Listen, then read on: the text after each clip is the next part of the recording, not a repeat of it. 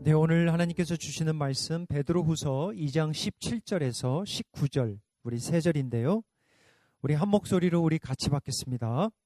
이 사람들은 물 없는 샘이요 광풍에 밀려가는 안개니 그들을 위하여 캄캄한 어둠이 예비되어 있나니 그들이 허탕한 자랑의 말을 토하며 그릇되게 행하는 사람들에게서 겨우 피한 자들을 음란으로서 육체의 정욕 중에서 유혹하는도다. 그들에게 자유를 준다 하여도 자신들은 멸망의 종들이니 누구든지 진 자는 이긴 자의 종이 됨이라.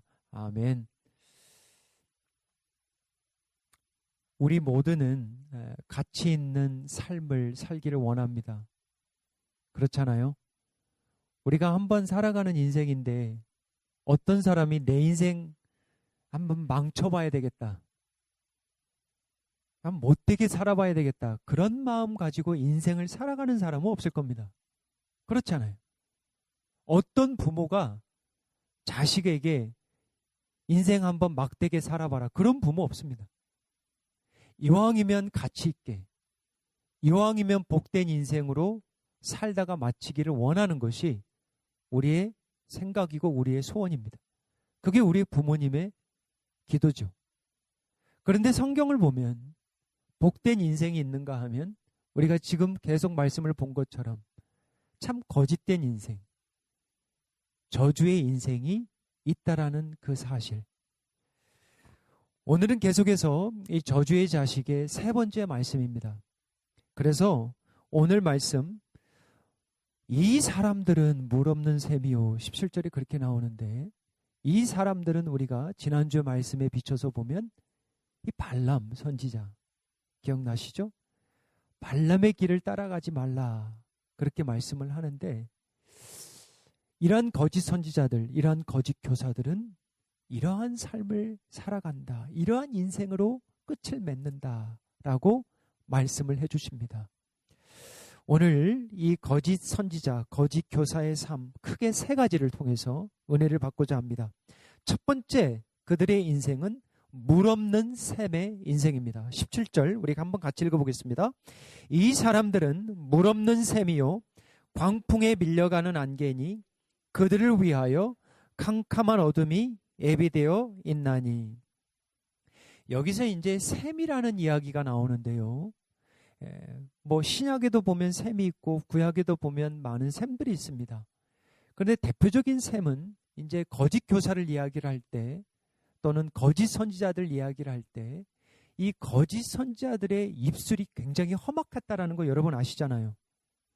비방과 멸시가 입에서 끊이지 않았고요. 이 악이 끊이지 않았는데, 이 샘이라는 것이 바로 그런 입과 좀 비슷한 기능을 가지고 있습니다. 그러잖아요. 그 잠언서 10장 11절에 보면 이렇게 나와 있습니다. 의인의 입은 생명의 샘일지라도, 의인의 입에서는 뭐가 자꾸 나온대요. 이게 입이라는 게 어떤 샘의 구실을 하는데, 스프링, 뭐가 자꾸 끊임없이 나오는데 여기서 어떠한 생명이 나온다는 거죠. 그런데 악인의 입은 독이 나온다는 거예요. 참 무서운 말씀이에요. 지혜의 말씀이에요, 이게. 여러분들도 한번 생각해 보세요. 지난 한 주간 생각하면서 내 입에서는 생명이 나왔는지, 아니면 생명을 죽이는 독이 나오는지. 참 은혜의 말씀이죠. 잠언서 14장 27절에 가면 여호와를 경외하는 것은 생명의 샘이다, 또 이렇게 나옵니다. 샘의 이야기를 하는 거예요. 지금 물 없는 샘을 이야기하면서 많은 말씀들이 있습니다. 근데 대표적인 말씀을 드는 거예요. 하나님을 경외하고 하나님을 사랑하고 하나님을 신뢰하고 하나님을 부득이 매일매일 붙들고 살아가는 삶이 복된 삶인데, 왜냐? 사망의 그물에서 벗어나게 한다는 거예요. 이게 맞아요. 하나님을 경외하지 않게 되면, 하나님을 사랑하지 않게 되면, 하나님보다 다른 어떤 것들을 사랑하게 되면 그 사망의 그물에 묶여요. 그 말씀이에요. 오늘 본문 17절 다시 돌아옵니다. 근데 여기서 우리가 한 가지 질문해야 될 게 뭐냐면, 그러면 이 셈에 왜 물이 없을까라는 거예요. 보기는 셈인데 물이 없다고 그러잖아요. 이 사람들은 물이 없는 셈이다. 셈이라 하지 않아요. 물이 없는 셈이다. 보기는 셈이에요. 겉으로는 셈이에요. 겉으로는 선지자예요. 교사입니다. 그런데 안을 들여다보면 생명이 없어요. 그러면서 여기서 질문, 왜 물이 없을까? 여기서 답을 주는 한 말씀이 있는데요. 에레미야서 2장 13절을 갑니다. 에레미야서 2장 13절에 가면 하나님께서 하나님의 백성들을 책망하는데, 너희들이 두 가지 죄악을 지었다 그래요. 하나는 생수의 근원되는 나를 버렸다 그래요.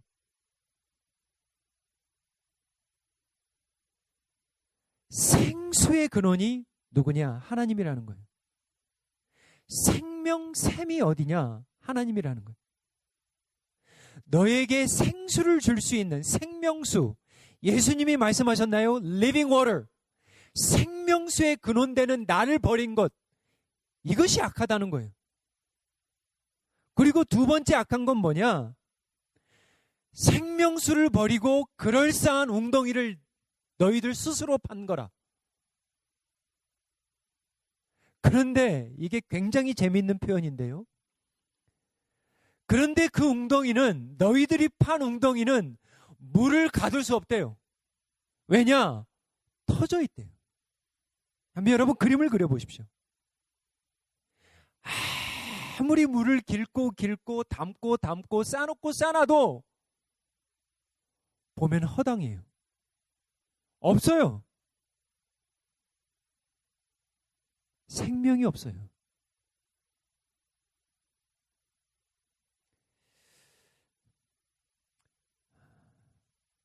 진짜 겉으로는 샘 같은데 생명이 없다. 영혼의 생명이 없는 거죠. 살아있어도 죽은 자 같다는 거죠. 그 말씀이에요.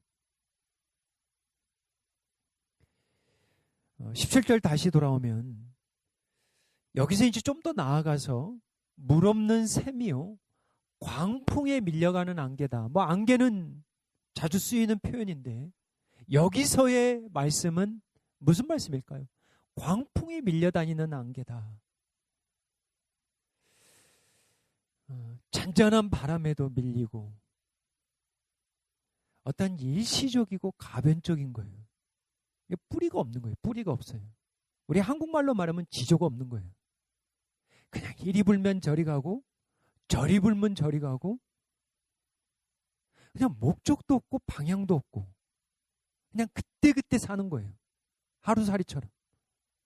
그 말씀을 하는 거예요. 제가 참 자주 강조하는 말씀, 시편 1편입니다. 이 시편 1편식으로 말씀을 하면 바람에 밀려가는 안개의 삶이 어떤 삶인지 시편 1편으로 보면 정확하게 나와요. 2절에 한번 보면 율법을 취하러 즐거워하는 삶이 복된 삶이다 그래요. 제가 커피 브레이크 요즘 목요일 토요일 하면서 제가 은혜를 참 많이 받습니다. 즐거워요. 제 성도님들한테 물어봐요. 50분, 1시간 동안 세상 생각이 있었나요? 생각이 나질 않은 거예요. 걱정, 근심이 하나도 없는 거예요. 그 시간만큼은 오직 하나님의 말씀. 근데 너무나 감사한 거는 즐겁다라는 거죠. 주일날 이렇게 예배를 드리는 게 즐겁다. 하나님의 말씀을 듣는 게 즐겁다. 이게 여러분 보통 은혜가 아닙니다, 여러분. 이게 엄청난 축복이에요, 여러분. 나 예배를 드리고 싶다. 나 말씀을 듣고 싶다. 이런 영혼은 진짜 축복이에요. 여러분 요즘 살아가면서 뭐가 즐거워요? 한번 여러분께 물어보십시오. 일하는 게 즐거우면 너무 축복이에요, 여러분. 아침에 일어나서 나 일 가기 싫어 죽겠다 이러면 보는 아내도 힘들어. 야, 아들아 딸아 나 일 가기 싫어 죽겠다 이러면 자식들이 보기에도 너무 안쓰러워. 한번 생각해 보세요. 그런데 아버지 어머니가 일 가는 게 너무 즐겁대. 제가 시카고는 진짜 추워요. 바람도 많고. 근데 제가 사역할 때는 우리 성도님들이 가장 많이 하는 비즈니스가 세탁소입니다. 한국에서 대학을 나오시고 학력을 떠나서 세탁소를 가장 많이 하셨어요. 지금은 어떤지를 모르겠습니다. 근데 제가 세탁소를 신방을 하면 성도님들이 그래요. 목사님, 일이 즐겁습니다. 그래요. 아침에 일찍 여는 일이잖아요. 힘든 일이에요, 여러분. 여름에 얼마나 뜨거운데, 여러분. 그 악긴이라고 제대로 쓰지도 않아요. 틀지도 않아요. 그런데 즐겁대요. 당해낼 수 없는 거예요, 여러분. 어머니가 식당에, 키친에서 일을 하는데 남편을 밥 해주고 설거지를 해주고 빨래를 하고 이게 즐거우면 끝인 거예요. 신앙생활도 마찬가지입니다, 여러분. 근데 신앙생활 중에 목사가 부단히 항상 성도들을 위해서 기도하는 건 뭐냐? 말씀의 즐거움의 맛을. 이 맛을 느끼면, 이 맛을 알면 그거 끝난 거예요. 그거 끝난 거예요, 여러분. Game's over. 왜? 고난이 오고 환난이 오고 이해되는 않은 일이 많이 와도 말씀으로 들어가면 또 위로가 있거든. 또 살 수 없는 힘이 생기거든. 사람들을 보면 때로는 실망도 되고 걱정도 되는데 이상하리만큼 말씀을 읽고 하나님을 생각하면 십자가를 붙들면 세상이 줄 수 없는 위로가 있거든. 그러니까 다시 또 살아요. 어떤 삶이 복된 인생이냐? 주야로 말씀을 즐거워하는 인생이 복된 인생이에요. 3절입니다. 철을 따라 열매를 맺는데요. 철을 따라 열매를 맺는데 잎사귀가 마르지 않는데요. 얼마나 감사해요. 4절입니다. 이 말씀 제가 말씀하려고 그러는 거예요. 오직 바람에 나는 겨와 같다라는 거예요. 물가에 심겨진 든든한 나무와 때에 따라 열매를 맺는 완전한 사람은 아닙니다. 죄도 짓죠. 그지만 회개가 있다라는 거. 그래도 하나님을 붙들려고 하는 그 마음. 그런데 이 겨 같은 인생은 회개도 없고 누이침도 없고 그냥 막무가내예요. 막무가내. 바람 불면 불고 뿌리가 없으니까, 말씀이 없으니까 생명이 없는 거예요. 무슨 겨가 생명이 있습니까, 여러분? 물 없는 샘이나 바람에 밀려다니는 안개나 바람에 밀려다니는 이 겨나 똑같은 말씀이라는 거예요. 어떤 인생을 사시겠습니까? 5절 6절이죠. 그러므로 악인들은 심판을 견디지 못하며 죄인들이 의인들의 모임에 들지 못하리로다. 들 수가 없어요. 들고 싶어도 나중에는 들 수가 없습니다. 무릇 의인들의 길은 여호와께서 인정하시나 악인들의 길은 망하리로다. 이 말씀이에요.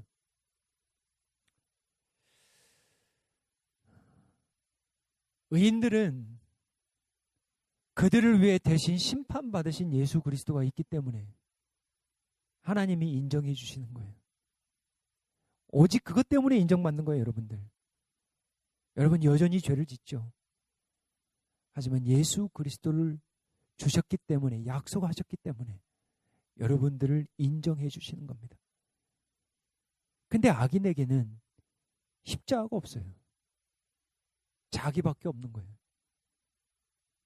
그러니까 이 심판을 견딜 수가 없는 거예요.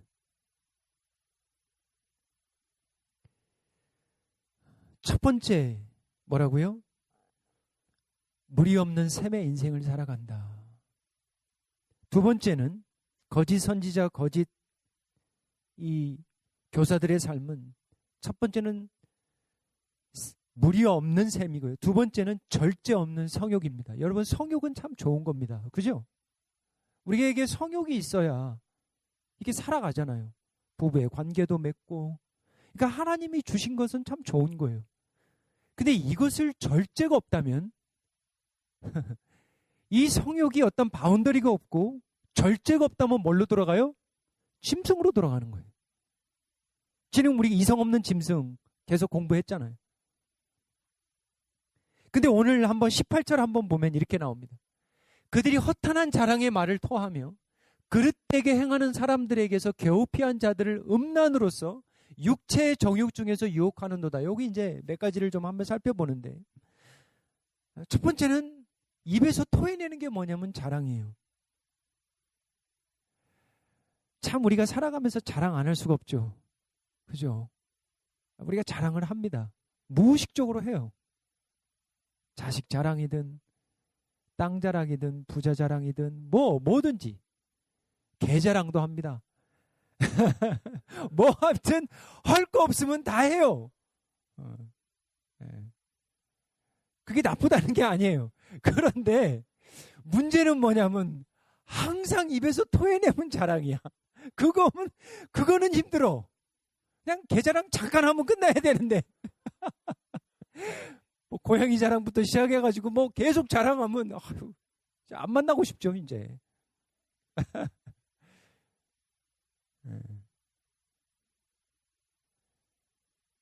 자기가 가득하니까 자기 자랑하는 거예요. 그러니까 신앙이 깊으면 깊을수록 매일 예수님과 교제하면 할수록 우리의 입술이 샘이 된다고 그랬잖아요. 생명이 와요. 생명을 이야기해요. 두 번째는 이게 무슨 얘기냐면 그 행음에 대한 이야기가 나오는데 음란, 이게 성적인 거예요. 근데 음란으로서 육체의 정욕 쪽에서 유혹을 한다는데 이 대목은 발람을 이야기를 들어야 돼요. 왜냐하면 지난주에 그 발람의 길을 따르지 말라 그랬잖아요. 자, 지난주에 이어서 발람을 좀 설명을 하겠습니다. 여러분, 발람이 어떻게 끝나요? 발람이 결국은 갑니다. 결국은 가요. 결국은 가가지고 3번을 축복을 합니다. 어때요? 저주를 안 하고 3번을 축복을 했으니까 이거 괜찮은 선지자다. 여러분 그렇게 생각하시겠죠? 아니에요. 그 민수기 24장 25절에 가면 이 마지막 부분이 이렇게 나옵니다. 예전에는 장이 없습니다. 그렇게 여러분 생각하셔야 돼요. 장이 없었어요. 우리가 만든 거예요. 자, 그러면 발람이 일어나 자기 곳으로 돌아가고 발락도 자기 길로 갔더라. 이렇게 끝나요. 그러면 발람의 이야기가 끝나는 게 아니에요. 계속 민수기 2장 이렇게 갑니다. 25장에서 끝나는 게 아닙니다. 보세요. 그 다음에 무슨 일이 공교롭게 이루어지냐면 이스라엘이 시딤에 머물러 있더니 그 백성이 모압 여자들과 음행을 하기 시작합니다. 자, 보세요. 발락이 발람을 청탁을 할 때 누구를 보내죠? 모압 장로들과 미디안 장로들을 보냅니다. 한 통속이에요. 그런데 여기서 이제 이스라엘 백성들이 모압 여자들과 함께 행음을 합니다. 우상을 숭배하는 이 성전의 창기들과 함께 못된 짓을 했다라는 거예요. 자, 그러면 그 다음 한번 보면, 그러면 이 배후에 누가 있는가 한번 보세요. 31장 7절 8절 한번 보십시오. 자, 이 부분은 뭐냐면 하나님께서 모세에게 명령하셔서 이제 미디안을 죽이라 그래요. 다 죽이라 그럽니다. 그런데 누구까지 죽이라고 그러냐면 보세요. 남자를 다 죽였고 죽인 자 외에 미디안의 5왕을 죽였고 그 다음에 마지막에 보면 발람을 죽였다 그래요. 여러분 생각해 보세요. 발람이 하나님 이름으로 이스라엘 백성들을 저주하지 않고 축복했는데 왜 죽였을까요? 이게 퀘스천인 거예요. 자, 그러면 여기에 이제 다음 절 한번 보시면 31장 16절에 보면 답이 나옵니다. 우리 한번 같이 읽어볼게요. 보라, 이들이 발람의 꾀를 따라 이스라엘 자손을 부올의 사건에서 여호와 앞에서 범죄하게 하여 여호와의 회중 가운데 연병이 일어나게 하였느니라. 발람이 꾀부렸습니다. 발람과 발락과 모압과 미디안이 겉으로는 발람 선지자 하나님의 일을 한 것 같지만 결국은 그들의 청탁을 받고 이스라엘이 어떻게 하면 무너질지를 알려준 거예요. 그게 뭐냐면 행음입니다.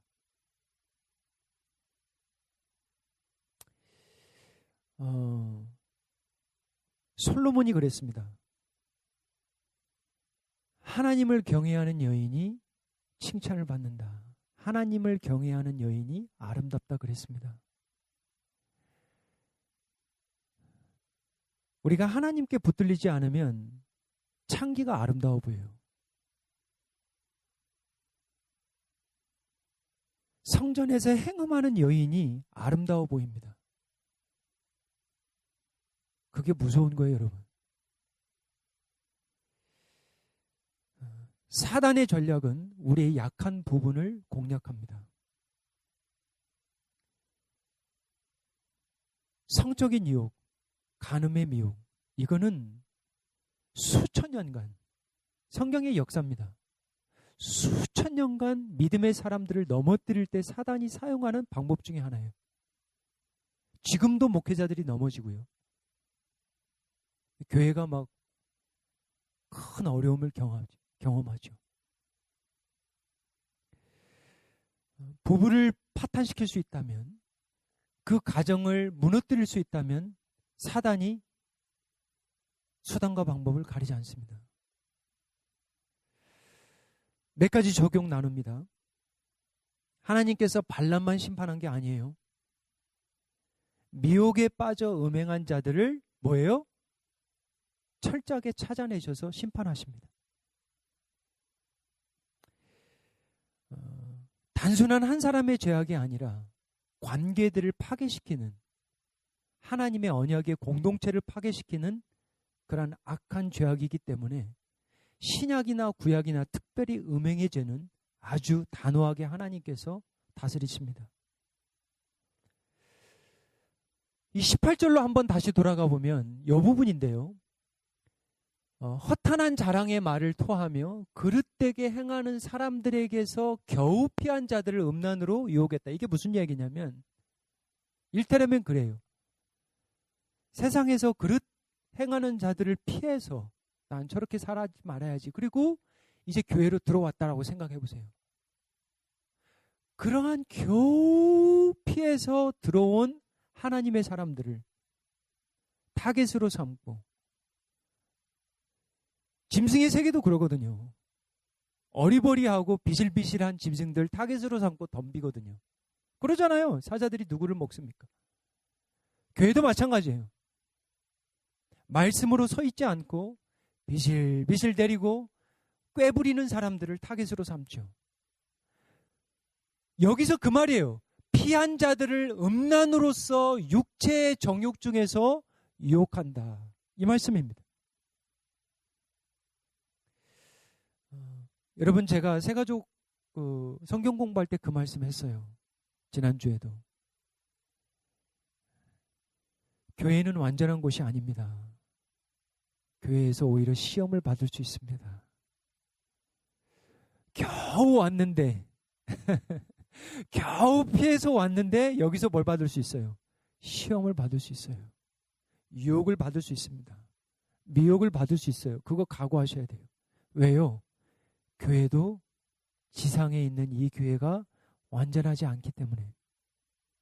그러니까 여러분들을 무장시켜야 돼요. 교회는 지어져 간다고 그랬습니다. 에베소서 말씀처럼 교회는 지어져 가는 과정입니다. 완성이 안 됐어요. 지어져 가는 거예요. 부부도 지어져 가는 거고 교회도 엄청 이거는 심하죠. 부부는 두 사람이니까 그래도 좀 쉽죠. 교회는 다 달라요. 살아온 배경도 다르고 생각도 다르고 어떠한 판단의 기준도 막 다르고 기독교의 색깔도 다르고. 근데 이런 분들이 한 몸이 되기 위해서 얼마나 힘들겠어요. 지어져 가는 거예요. 또 한 가지 기억해야 될 것은 죄에 대한 결과입니다. 여러분, 하나님은 은혜의 하나님이시지만 거룩의 하나님이에요. 하나님이 심판하십니다. 죄를 가볍게 여기지 마십시오. 제가 자주 드리는 예, 성적인 죄. 삼손 구원 받았습니다. 그죠? 삼손 끄트막에 머리가 다시 나왔다고 성경에 나와 있어요. 그 맷돌을 돌면서 하나님이 힘을 주세요. 그리고 무너뜨립니다. 그죠? 삼손 구원 받았어요. 하지만 두 눈을 잃습니다. 다윗 구원 받았어요. 성적인 죄악으로 삼손은 두 눈을 잃고 다윗은 성적인 죄악으로 뭐예요? 자식을 잃습니다. 제가 자주 하는 말이에요. 구원 받아요. 하나님의 은혜로 구원 받습니다. 하지만 이 땅에서 잃는 것이 있죠. 죄에 대한 결과입니다. 자, 거짓 선지자들의 삶 첫 번째, 물없는 삶의 인생이다. 두 번째, 절제 없는 성욕의 인생이다. 세 번째는 무엇이 없냐? 자유는 있는데 주인이 없어요. 이게 약간 패러락스 같죠? 역설적인데 자유는 있는데 주인이 없어요. 그럼 우리는 뭐냐? 우리에겐 자유가 있습니다. 얼마든지 자유가 있어요. 누구 안에서? 주 안에서, 말씀 안에서, 바운더리 안에서. 양들이 자유가 있어요? 없어요? 초장에서 자유 있습니다. 마음껏 뜯어먹으라. 어디 안에서? 이 펜스 안에서. 하나님이 자유 주십니다. 우리에게 자유 얼마든지 주세요. 근데 이 거짓 선지자들은 주인이 없어요. 주인이. 자유는 있는데 주인이 없어요. 자기가 주인인 거라. 오늘 19절 말씀 한번 보겠습니다. 그들에게 자유를 준다 하여도, 참 이 말씀 한번 생각해 보세요. 그들에게 자유를 준다 하여도 결국 뭐다? 멸망의 종들이다. 무서운 말씀이죠. 이거 두려운 말씀이에요. 자유를 준다 해도 그들은 결국 멸망의 종들이라. 사망의 종이요, 멸망의 종이요, 죄의 종노릇 하면서 끝까지 살아간다는 거예요. 그걸 버리지 않는다는 거예요. 베드로전서 2장 16절에 가면 베드로가 자유라는 단어를 썼다라는 거 여러분 기억하시죠? 이 말씀 유명한 말씀인데 우리 한번 같이 읽어보겠습니다. 베드로전서 2장 16절 한번 가보십시오. 없나요? 제가 안 적어놨나? 2절 바로 전에 있었어요? 없네. 자, 베드로전서 2장 16절 제가 한번 읽어볼게요. 너희가 자유가 있으나 그 자유로 악을 가리는 데 쓰지 말고 오직 하나님의 종과 같이 하라. 이 말씀이에요. 이 말씀인데. 베드로가 이 말씀을 썼어요. 이미 전서에서. 하나님께서 우리에게 종으로 삼으셨어요. 주인 있는 종이라는 거죠. 자유가 주어진 종이라는 거예요. 근데 그 자유로 악을 가리는 데 쓰지 말고 뭐라고요? 하나님의 종과 같이 하라. 이 말씀입니다. 그래서 사도 바울이 항상 자기의 정체성을 이야기를 할 때 그리스도의 종, 그리스도의 종. 로마서 6장 22절, 23절 한번 가보겠습니다. 자, 보세요. 여기도 종에 대한 말씀이 나오는데 이 말씀하고 오늘 마칩니다. 우리 한번 같이 읽어볼까요? 그러나 이제는 너희가 죄로부터 해방되고 하나님께 종이 되어 거룩함에 이르는 열매를 맺었으니 그 마지막은 영생이니라. 거기까지요. 자, 보세요. 너희가 이제 죄로부터 해방됐다라는 말은 이제 더 이상 죄를 짓지 않는다라는 말씀이 아니에요. 무슨 말이냐면 죄의 권세, 죄의 사망. 무슨 얘기예요? 사망의 권세. 이제 영원히 죽지 않는 그 말씀을 하는 거예요. 그리고 죄를 지어도 회개하면 뭐예요? 회개할 수 있는, 하나님께 나올 수 있는 그걸 말씀하는 거예요. 그리고 나서 너희들이 이제 죄의 종노릇하지 않고 이제 하나님의 종이 되었다. 그래서 무엇을 쫓냐면 거룩함을 쫓는 거예요. 거룩함을 쫓는 거예요. 매일매일 살아가면서. 그래서 열매가 이르는데 그 열매가 뭐냐면 영생이에요. 다음 절입니다. 보세요. 죄의 삭은 사망이요. 하나님의 은사, 하나님의 선물은, 은혜는, 은사는 값없이 주시는 것은 뭐다? 그리스도 예수 주 안에 있는 영생이다.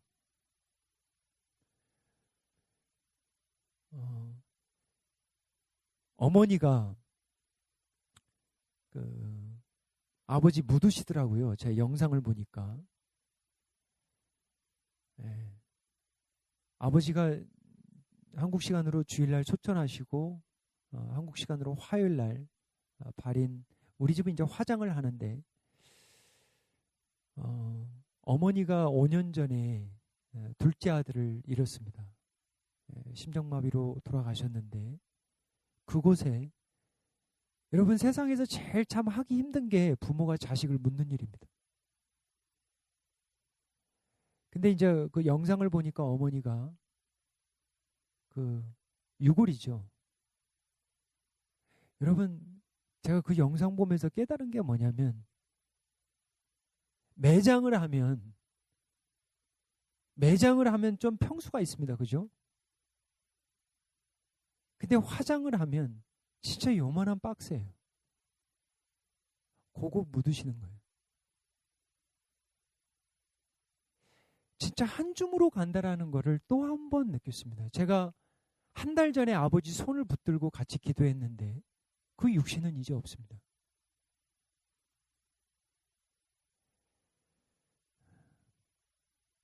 근데 하나님의 종들은 부활이 있고요. 그 영혼은 아버지의 집에서 쉽니다. 영생을 약속하셨죠.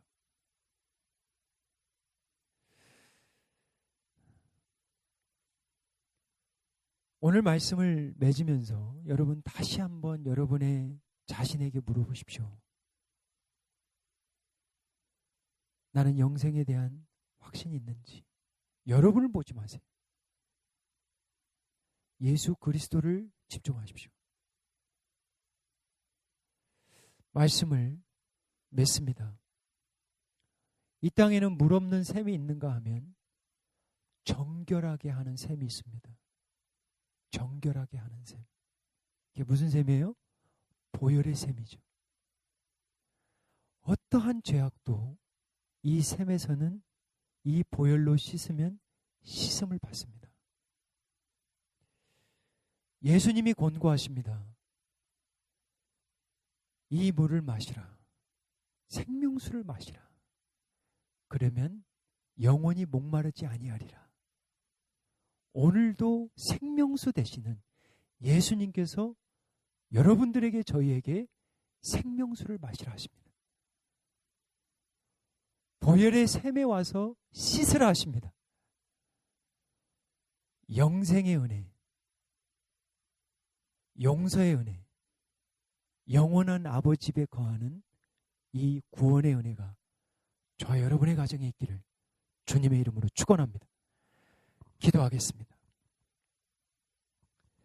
아버지 하나님, 죄의 종로로 됐던 우리를 위하여 독생자 예수 그리스도를 보내주시어 그 보혈로 씻음받아 이제 하나님의 종으로 살아가는 이 놀라운 은혜에 감사를 드립니다. 우리의 혀와 우리의 정욕을 날마다 십자가에 못 박아 날마다 나는 죽노라라는 사도 바울의 고백이 우리의 고백이 되게 하여 주옵소서. 나의 자랑을 토하지 않고 오히려 나의 죄를 십자가의 앞에 토할 수 있는 온전한 회개의 은혜를 허락하여 주옵소서. 이제 모든 것이 가하나 다 유익한 것이 아님을 알고 있습니다. 발람의 길을 따르지 않게 하옵시고 사망 권세 이기신 예수의 종으로 살아가는 은혜를 허락하여 주옵소서.